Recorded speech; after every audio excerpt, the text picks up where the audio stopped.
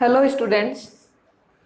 Upon cell and cell organelles पढ़ रहे थे, जिसके अंदर मैंने आपको माइटोकॉन्ड्रिया, प्लास्टिड, एंडोप्लाज्मिक रेटिकुलम और गोल्जी बॉडी, लाइसोसोम, राइबोसोम, इन सब सेल ऑर्गेनल्स के बारे में बता दिया था। आज अपना लास्ट इसमें बचा है न्यूक्लियस, या इसको हिंदी में बोलते हैं केंद्रक। न्यूक्लियस या केंद्रक है, इसकी खोज किसने की थी? रॉबर्ट ब्राउन ने की थी। अब देखो, मैंने आपको बताया था कि सेल है या कोशिका की खोज किसने की थी? रॉबर्ट हुक ने। सेल की खोज किसने की? रॉबर्ट हुक ने। दोनों मिक्स होने वाले हैं, तो आपको सही से याद करना है कि न्यूक्लियस है उसकी खोज तो किसने की? रॉबर्ट ब्राउन ने। और सेल की खोज किसने की थी? रॉबर्ट हुक ने की थी। आप ऐसे याद रख सकते हो, आगे हुक है, जैसे सेल है, सेल भी 4 अल्फाबेट से मिलकर बना है और हुक भी 4 से। तो जो छोटा है उसकी वो किसकी खोज करेगा? सेल की। और ब्राउन बड़ा है हुक से, तो उसने किसकी खोज की है? न्यूक्लियस की खोज की है। तो न्यूक्लियस की खोज किसने की है? रॉबर्ट ब्राउन ने। और सेल की खोज किसने की है? रॉबर्ट हुक ने। नेक्स्ट इसके अंदर है कैरियोलॉजी। तो कैरियोलॉजी किसको कहते हैं? न्यूक्लियस के अध्ययन को क्या कहा जाता है? कैरियोलॉजी। स्टडी ऑफ न्यूक्लियस क्या कहलाता है? कैरियोलॉजी। अब ये जो न्यूक्लियस है, ये सेल की जितनी भी एक्टिविटीज होती है उनको कंट्रोल और रेगुलेट करने का काम करता है। जैसे कि सेल की ग्रोथ है, मेटाबॉलिज्म है, इन सब का रेगुलेशन या कंट्रोल कौन करता है? न्यूक्लियस करता है। इसके अलावा न्यूक्लियस के अंदर ही क्या प्रेजेंट होते हैं? जीन प्रेजेंट होते हैं, जिनका काम क्या है? हेरिडिटरी इंफॉर्मेशन को ट्रांसफर करने का कार्य होता है। तो the nucleus controls and regulates the activities of the cell, that is growth and metabolism, and carries the genes structures that contain the hereditary information। तो सेल की जितनी भी एक्टिविटीज होती हैं उनको रेगुलेट कौन कर रहा है? न्यूक्लियस कर रहा है। इसके अलावा जो भी आनुवंशिक सूचनाएं होती हैं जो जीन्स के अंदर प्रेजेंट होती हैं, वो जीन भी किसके अंदर प्रेजेंट होते हैं? न्यूक्लियस के अंदर ही प्रेजेंट होते हैं। अब सारी एक्टिविटीज कौन कंट्रोल कर रहा है? न्यूक्लियस कंट्रोल कर रहा है। इस वजह से न्यूक्लियस को क्या बोलते हैं? Control centre of the cell. सारी एक्टिविटीज कंट्रोल और रेगुलेट करने की वजह से न्यूक्लियस को क्या कहा जाता है? सेल का कंट्रोल सेंटर कहा जाता है। एक टर्म है जो मैंने आपको प्रोकैरियोटिक और यूकैरियोटिक सेल के डिफरेंस के टाइम में भी बताया था, न्यूक्लियोइड। न्यूक्लियोइड अपन किसको कहेंगे? प्रोकैरियोटिक सेल में जो न्यूक्लियस लाइक स्ट्रक्चर प्रेजेंट होती है उसको अपन क्या कहते हैं? न्यूक्लियोइड कहते हैं। या फिर आप ऐसे भी बोल सकते हो कि प्रोकैरियोटिक सेल के अंदर जो न्यूक्लियस प्रेजेंट होता है उसको क्या कहा जाता है? न्यूक्लियोइड कहा जाता है। ये जो न्यूक्लियस होता है ये यूकैरियोटिक सेल के न्यूक्लियस की तरह वेल डेवलप्ड नहीं होता है। नेक्स्ट इसके अंदर अपन करते हैं कि कोई भी सेल है उसके अंदर एक न्यूक्लियस भी प्रेजेंट हो सकता है, 2 न्यूक्लियस भी प्रेजेंट हो सकते हैं और बहुत सारे न्यूक्लियस भी प्रेजेंट हो सकते हैं। तो उस आधार पर उनकी टर्मिनोलॉजी क्या होगी? जैसे एक होता है यूनिन्यूक्लिएट,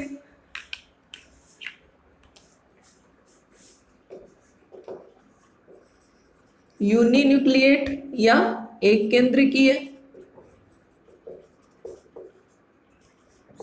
किसको कहेंगे? ऐसी सेल जिनके अंदर सिर्फ एक ही न्यूक्लियस प्रेजेंट हो, only one nucleus present in the cell. कि कोई भी सेल है उसके अंदर सिर्फ एक ही न्यूक्लियस प्रेजेंट है, तो उस कंडीशन को अपन क्या कहते हैं? यूनिन्यूक्लिएट या एक केंद्रकीय कोशिका। दूसरा है बाइन्यूक्लिएट, ऐसी सेल जिनके अंदर 2 न्यूक्लियस प्रेजेंट हो,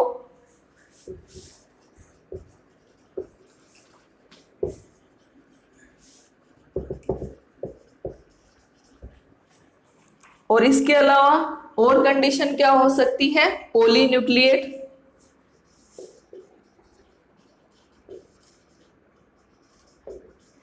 जिसमें मल्टीपल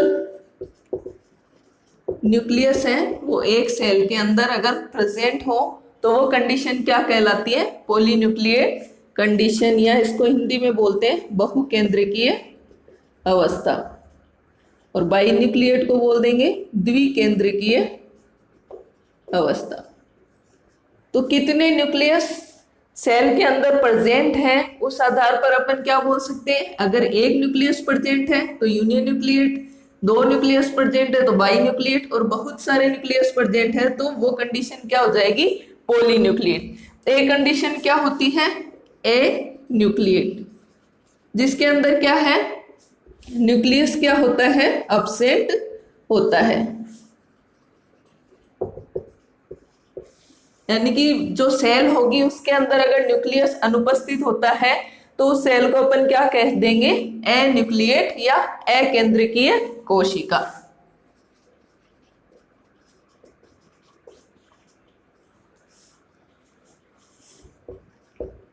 आरबीसी है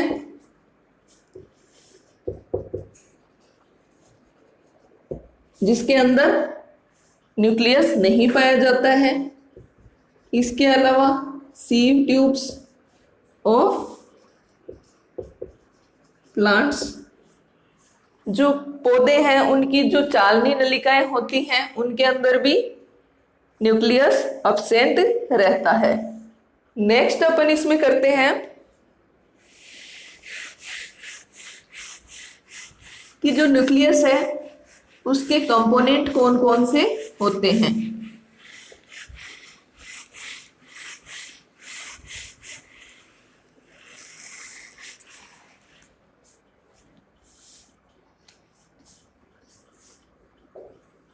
न्यूक्लियस है, इसके चार पार्ट हैं। सबसे बाहर की तरफ इसमें क्या प्रेजेंट होती है? Nuclear membrane. उसके अंदर इसमें प्रेजेंट रहेगा न्यूक्लियो प्लाज्म, उसके अंदर क्रोमेटिन नेटवर्क,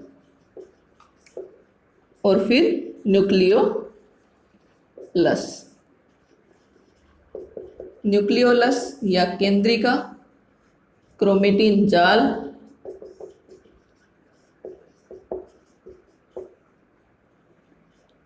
न्यूक्लियोप्लाज्म को केंद्रक द्रव्य,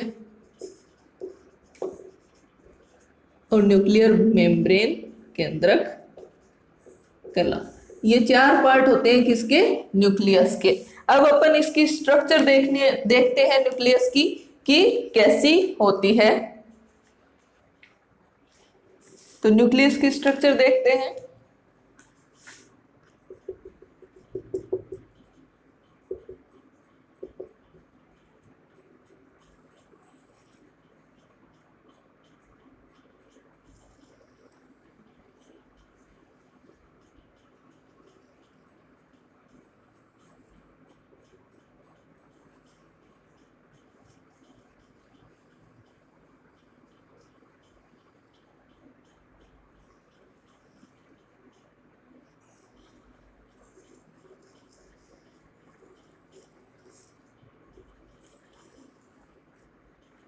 सबसे बाहर की साइड में क्या प्रेजेंट होती है? इसमें न्यूक्लियर मेम्ब्रेन प्रेजेंट होती है।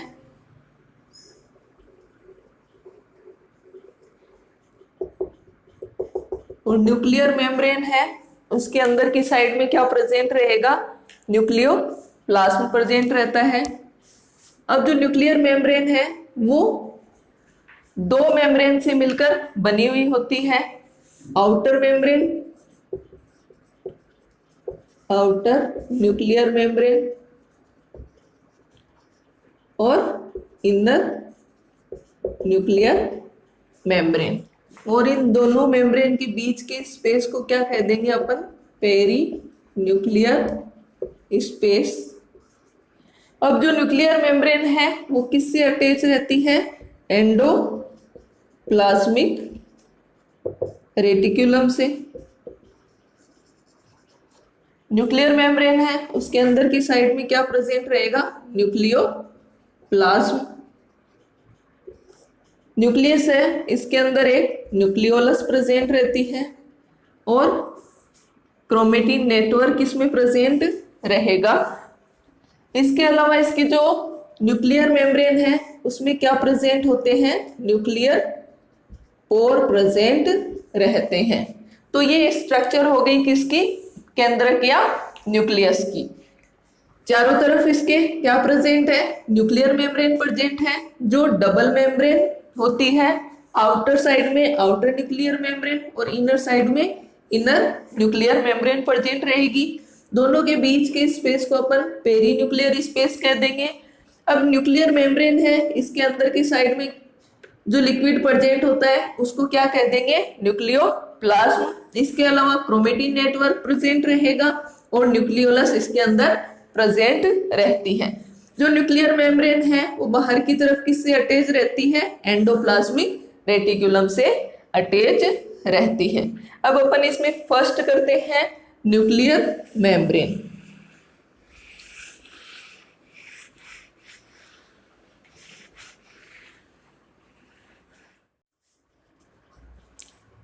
तो फर्स्ट अपन इसमें करते हैं न्यूक्लियर मेम्ब्रेन या कैरियोथिका भी इसे कहते हैं। हिंदी में इसको कह देंगे केंद्रक झिल्ली।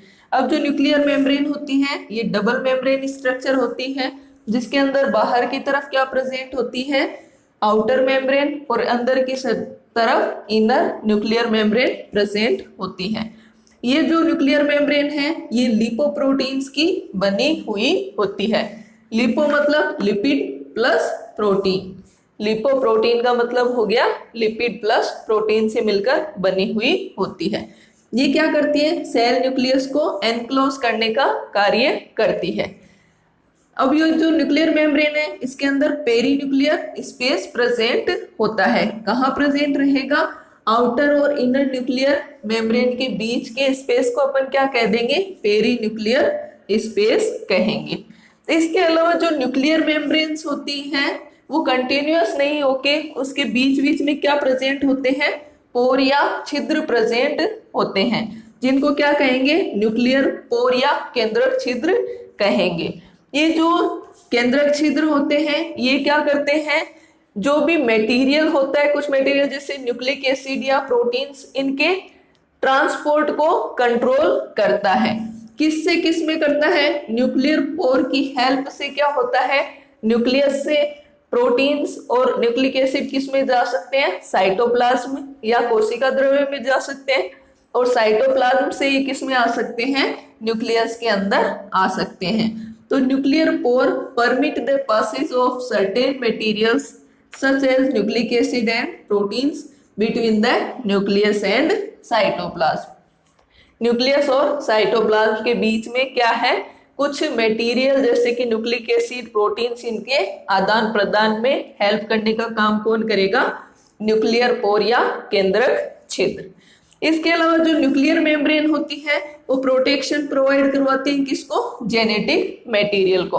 और ये जो जेनेटिक मटेरियल है इसको सेपरेट किससे रखती हैं? साइटोप्लाज्म से सेपरेट रखने का कार्य करती हैं।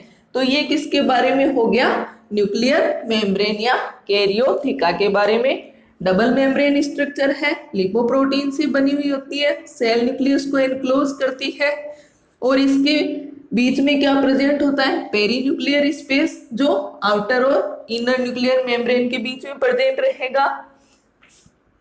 जो न्यूक्लियर मेम्ब्रेन है उसके बीच बीच में क्या प्रेजेंट रहते हैं? न्यूक्लियर पोर प्रेजेंट रहेंगे, जो न्यूक्लियस और साइटोप्लाज्म में कुछ पदार्थों का आदान प्रदान करने में सहायता करते हैं।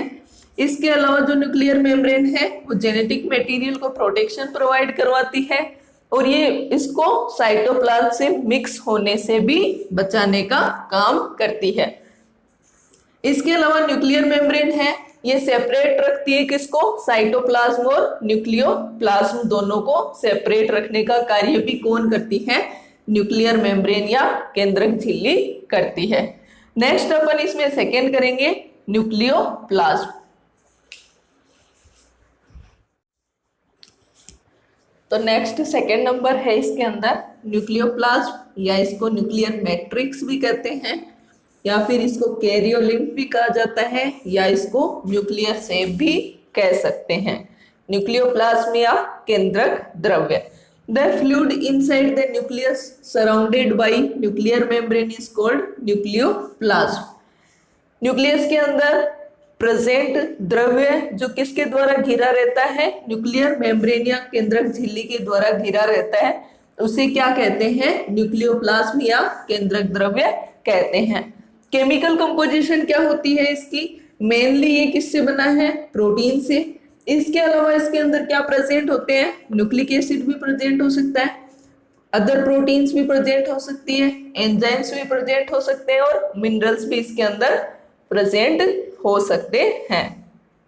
थर्ड पार्ट है न्यूक्लियस का क्रोमेटिन नेटवर्क।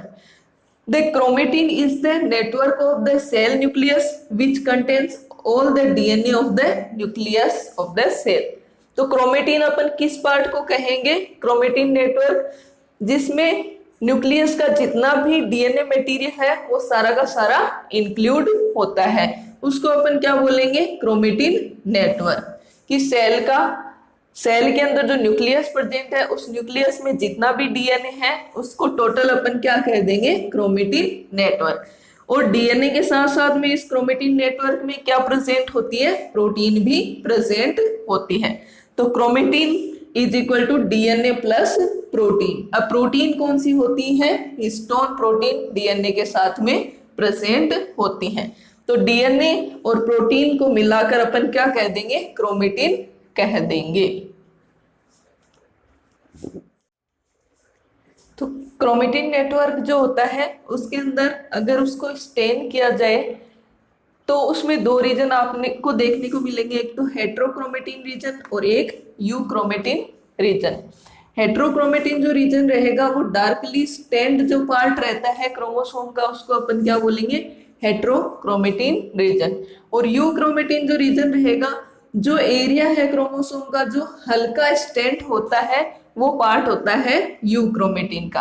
अब जो यूक्रोमेटिन वाला पार्ट है वहां पे जीन की कंसंट्रेशन क्या होती है, ज्यादा होती है, और वो ट्रांसक्रिप्शन प्रोसेस में एक्टिवली पार्टिसिपेट करता है। तो हेट्रोक्रोमेटिन डार्क स्टेन्ड पार्ट को और यूक्रोमेटिन है वो लाइट स्टेन्ड पार्ट को कहते हैं। फोर्थ और लास्ट पार्ट है न्यूक्लियस का, न्यूक्लियोलस या केंद्रिका। किसके द्वारा डिस्कवर्ड की गई थी, फोंटाना के द्वारा।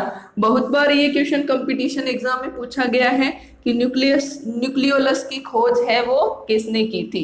तो किसके द्वारा की गई है, न्यूक्लियोलस की खोज फोंटाना के द्वारा की गई है।